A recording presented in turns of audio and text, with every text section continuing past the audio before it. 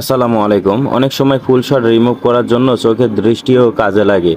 যেমন এই ভিডিওটি দেখুন, অনেক টেকনিশিয়ান ভাই আছে কানেক্টরের উপর পাশে যে দুইটি ক্যাপাসিটার একটা ডায়োড থাকে, এই ডায়োডগুলো অধিকাংশ সময় শর্ট হয়ে যায়।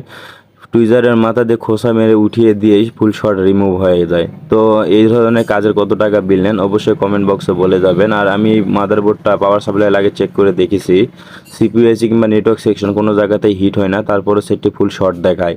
এবার আমার চোখের নজর গেল হঠাৎ করে, এই যে দেখুন মেমোরি ব্যাজটা দেখা যায়, মেমোরি ব্যাজের উপর পাশে নেগেটিভ লাইন। তো এখানে মেমোরি ব্যাজের যেহেতু গ্রাউন্ড আর এটা পজিটিভ, এই জায়গাতেই শর্ট ধরে আছে। আমি আয়রন দিয়ে সোল্ডারিং করে নিলাম। এবার দেখেন জাদু, আমাদের ফুল শর্ট যেটা ছিল সেই শর্টটি কিন্তু রিমুভ হয়ে গেছে এবং সেটটি কিন্তু এখন পুরোপুরিভাবে চালু হয়ে যাবে। এই যে দেখুন শর্ট রিমুভ, এবার সেটটিও কিন্তু আমাদের চালু হবে।